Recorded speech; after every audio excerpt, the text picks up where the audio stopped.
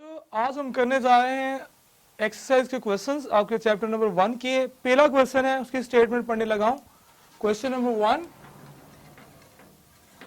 1.1। The statement of that question is name several repetitive phenomena occurring in nature which could serve as a reasonable time standard. Okay, I repeat, name several repetitive phenomena occurring in nature which could be served as a reasonable time standards. बच्चों, हमने इस question का answer में लिखना है कि वो कौन से रीजनेबल नेचुरल फिनोमिना है जिनको हम स्टैंडर्ड टाइम के तौर पे या टाइम स्टैंडर्ड के तौर पे यूज कर सकते हैं। बच्चों, पास्ट के अंदर अगर हम नजर उठाएं तो बहुत सारे ऐसे स्टैंडर्ड जो टाइम के तौर पे नेचुरल फिनोमिनास को देख के, कुदरती अवामल को, कुदरती मंजर जो थे उनको देख के टाइम का हिसाब लगाया जाता था जब वॉचेस नहीं होती थी। ठीक है, सो उनके हमने बस नाम लिखने हैं। तो उसमें सबसे बेस्ट जो था, सबसे पहले जो था आंसर इस क्वेश्चन का, पहला जो था वो था rotation of earth. Rotation of earth. बेटा, लॉन्ग डे टाइम में आप ये कंफर्म कर सकते हो कि what is time right now. Is it morning, is it Noon, is it afternoon, is it evening और इज इट नाइट। सो इस तरह हम जो है सुबह दोपहर शाम का वक्त जो है वो हम फाइंड आउट कर सकते हैं, यानी कि हम गेस कर सकते हैं कि वो कौन सा वक्त हुआ है। इसी तरह जो इसको स्टैंडर्ड ऑफ टाइम के साथ, इस तरह चेंज ऑफ शैडो, सेकंड जो है change of shadow of an object due to sunlight।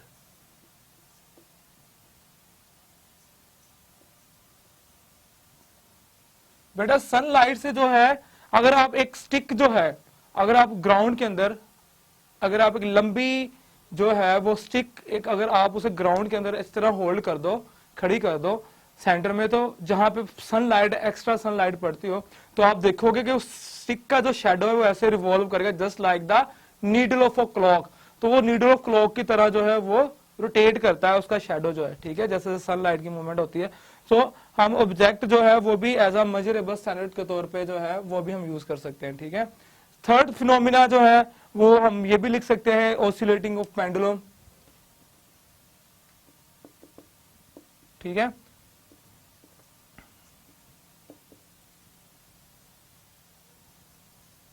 Oscillating of, या ऑसिलेटिंग पेंडुलम लिख लें आप, ऑसिलेटिंग पेंडुलम्स। बेटा, ऑसिलेटिंग पेंडुलम में जो है, पेंडुलम एक खास फ्रीक्वेंसी के साथ जो है उसकी वाइब्रेशंस होती हैं, उसकी नंबर ऑफ वाइब्रेशंस पर सेकंड वो एक्चुअली क्या होती हैं, हमारे पास टाइम पीरियड ही शो कर रहा होता है उसका, कि एक जो है उसकी नंबर ऑफ फ्रीक्वेंसीज काउंट करके, क्योंकि फ्रीक्वेंसी का रेसिप्रोकल हमारे पास क्या होता है, टाइम होता है। ठीक है, तो उसकी नंबर ऑफ फ्रीक्वेंसीज को काउंट करके हम जो है टाइम निकाल सकते हैं। उसके अलावा रोटेशन ऑफ प्लैनेट्स अगर उसको देखें, वो भी सर्व करता है एज अ टाइम स्टैंडर्ड के तौर पे। रोटेशन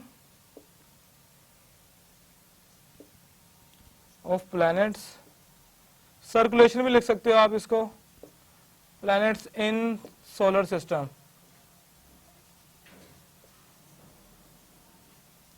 ठीक है बच्चों, ये भी सर्व करती है एज अ टाइम स्टैंडर्ड के तौर पे। So you can see that rotation of planets in solar system. The next one you can write as pouring of certain mass of sand through a hole of glass। pouring certain mass of sand through a hole of a glass, through a hole of a glass. बच्चों, glass आप देखो, वो sand glass देखा ना, जो sand watch होती है वो हमारे पास, जो पुराने जमाने में भी तो मूवीज में भी अक्सर देखा होगा कि वो एक हमारे पास डम बेल टाइप की होती है, उसके अंदर जो डम बेल्स होते हैं, ऊपर भी बेल्स बना होता है, नीचे भी दरमियान में छोटा सा उसका नैरो सा होल होता है, ट्यूब सी बनी होती है, उसमें से जो है वो सैंड पोर डाउन हो रही होती है। ठीक है, तो उसके लिए रखा होता है एक दिन के अंदर इतनी पोर डाउन हो जाएगी, क्वार्टर हो जाएगी, इतनी हो जाएगी, फुल हाफ हो जाएगी, तो उससे हम टाइम मेजर करते हैं। So pouring a certain mass of a sand through. Last जो है आपकी वो आप कर सकते हो वाइब्रेशंस ऑफ क्रिस्टल्स को भी ले सकते हो, ठीक है। इसके अलावा characteristics vibrations of crystals. Fifth is the, मैं यहां पे लिख रहा हूं, कैरेक्टरिस्टिक्स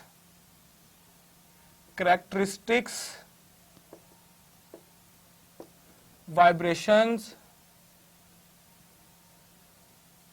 ऑफ क्वार्ट्ज क्रिस्टल्स। जो क्वार्ट्ज की क्रिस्टल्स होती हैं बच्चों, क्वार्ट्ज क्रिस्टल्स। सो बच्चों ये हमारे पास ये नेचुरल फिनोमिनाज हैं जिनको हम यूज कर सकते हैं एज अ टाइम स्टैंडर्ड के तौर पे। ये आप नोट डाउन कर लो कि कौन कौन से हैं, इनके पास नाम ही लिखने थे, ठीक है। अब नेक्स्ट जो क्वेश्चन है बच्चों उसकी स्टेटमेंट पढ़ते हैं। नेक्स्ट क्वेश्चन कौन सा है, हम कर रहे हैं एक्सरसाइज के क्वेश्चंस। अभी हमने किया 1.1। नेक्स्ट क्वेश्चन जो है अब हम वो करने जा रहे हैं।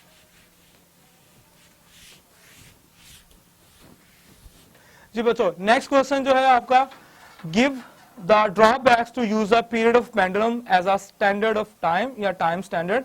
आई repeat, I am going to answer 1.2। Question is that give the drawbacks to use a period of pendulum as a time standard. हमने स्टैंडर्ड के तौर पे पेंडुलम जो होता है हमारे पास, सिंपल पेंडुलम जो है उसको टाइम स्टैंडर्ड के तौर पे यूज करते थे। कौन कौन से ड्रॉबैक्स आ सकते हैं इसमें? तो बच्चों सिंपल पेंडुलम जो है जब हम यूज करते हैं तो simple pendulum,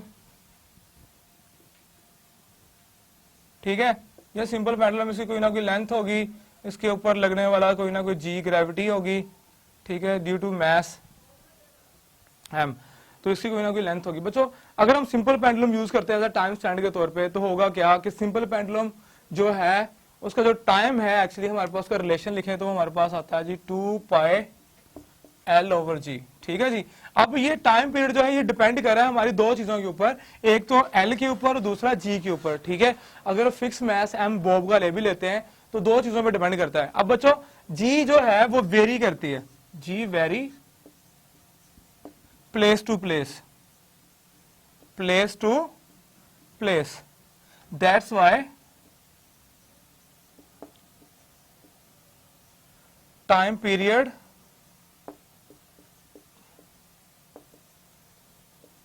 could be changed, could be changed, ठीक है जी। एक तो ये आंसर होगा ना इसका कि G की वैल्यू जो है प्लेस टू प्लेस चेंज करती है जिस वजह से टाइम पीरियड चेंज हो सकता है। बच्चों उसके अलावा L लेंथ जो है, लेंथ जो है इनएक्सटेंसिबल हमारे पास टाइम जो सिंपल पेंडुलम होता है उसकी लेंथ जो है वो एक्चुअली वेदर कंडीशंस के ऊपर डिपेंड कर रही होती है कि हमारे पास अगर वेदर हमारा हॉट है, इन समर जो है in summer season length of pendulum can be increased, ठीक है। सीजन के ऊपर डिपेंड कर रही है वेदर के ऊपर, तो समर सीजन में हर चीज जो है उसमें एक्सटेंशन आती है तो इसकी लेंथ चेंज हो जाएगी जिस वजह से टाइम स्टैंडर्ड जो है वो हम यूज नहीं कर पाएंगे। इसके अलावा थर्ड अगर देखें बच्चों, एयर रेजिस्टेंस, एयर रेजिस्टेंस, ठीक है, एंड फ्रिक्शनल फोर्स। बेटा फ्रिक्शनल फोर्स जो होती है बच्चों, जो कि इसकी हुक जहां पे इसको हमने टाई किया है, frictional force at place of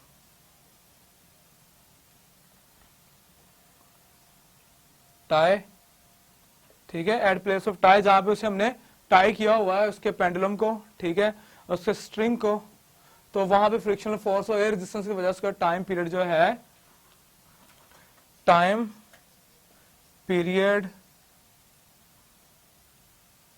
can be changed. तो बच्चों उसका टाइम पीरियड जो है वो चेंज हो सकता है। आप इसको अपनी वर्डिंग में भी आंसर इसका लिख सकते हो, आप नोट डाउन भी कर लो इसको कि G की value place to place change होती है, वेरिएशन ऑफ G की वैल्यू वजह से उसका टाइम पीरियड चेंज होता है। समर सीजन के अंदर लेंथ एक्सटेंशन हो सकती है, ठीक है, टाइम पीरियड चेंज हो जाएगा। और दूसरी वजह, ठीक है, in summer season length pendulum can be increase और वेरिएट, चेंज कर एक्सटेंड हो सकती है, टाइम पीरियड जो है वो चेंज हो, इसके अलावा एयर रेजिस्टेंस जो है, फ्रिक्शनल फोर्स जो है जो कि उसकी टाइम जहाँ पे हम इसको टाई किया है स्ट्रिंग को वहाँ पे उसकी वजह से भी क्या हो सकती है, फ्रिक्शन वजह से उसका जो टाइम पीरियड है वो वेरी कर सकता है, चेंज कर सकता है, ठीक है। So that's are the reasons, those reasons you can answer in your own words, आप अपने अल्फाज में भी इसका जवाब दे सकते हो, इसे नोट डाउन कर लो। अब हम करते हैं फिर नेक्स्ट क्वेश्चन। नेक्स्ट क्वेश्चन है जी बच्चों, इसके बाद हमारा आ रहा वो है 1.3, ठीक है जी। 1.3 स्टेटमेंट लेते हैं, होप आप लोगों ने इसे नोट डाउन कर लिया होगा। नेक्स्ट क्वेश्चन करने जा रहे हैं 1.3।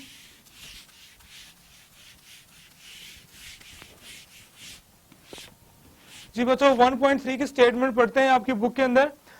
Why do we find it useful to have 2 units for amount of substance, kilogram and the mole? I repeat, why do we find out useful to have 2 units for the amount of substance, the kilogram and the mole? बच्चों उन्होंने कहा है कि ये दोनों unit से useful क्यों होते हैं जब हम अमाउंट ऑफ सब्सटेंस को काउंट करते हैं, मेजर करते हैं, किलोग्राम और मोल। हमने लिखना है both are useful, both are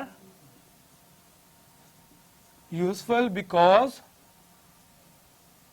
अब बिकॉज के बाद इसका रीजन बतानी है बच्चों। जो किलोग्राम है वो हम ऐसी अमाउंट ऑफ सब्सटेंस के लिए जो है यूज करते हैं जो कि एक तो ज्यादा हो, ठीक है, और दूसरी रीजन ये है कि उसके अंदर हमें number of mole, number of particles या हमें नंबर ऑफ आयंस की जरूरत ना हो, वहां पे हम जो है किलोग्राम यूज करते हैं। Because kilogram use, because KG uses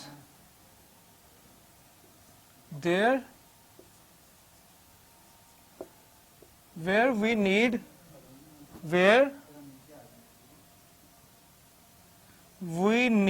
only to measure the mass of a specific substance, while mole is used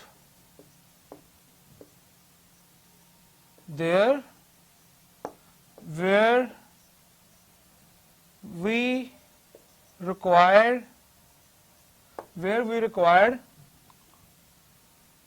to measure mass with number of atoms, ions, molecules, etc, which is 6.02 to 10 raised to power 23। सो बच्चों KG हम वहां पे use करते हैं जहां पे सिर्फ हमें स्पेसिफिक मैस जो है वो मेजर करना होता है सब्सटेंस का, जबकि मोल वहां पे यूज करते हैं जहां पे हमें मैस के साथ साथ उसके नंबर ऑफ मोल्स, उसके नंबर ऑफ पार्टिकल्स, उसके आयंस, उसके एटम्स, आयंस, मॉलिक्यूल्स को भी हमें निकालना होता है जो कि 6.02 10 पर 23 होते हैं। इसलिए हम दोनों को यूज करते हैं। या आप ये कह लें कि ये हमारे पास लार्ज क्वांटिटी के लिए, लार्ज क्वांटिटी के लिए, ठीक है, और ये इसको ये भी कह लें मैक्रो बॉडीज,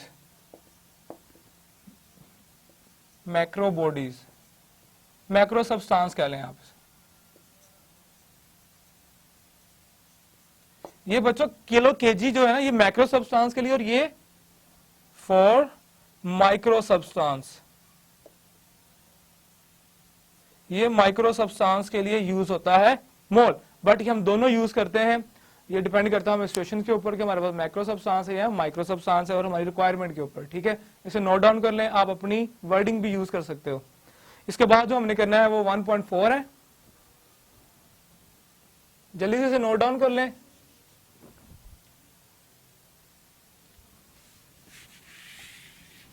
नेक्स्ट क्वेश्चन जो है अब हम करने जा रहे हैं बच्चों वो है 1.4।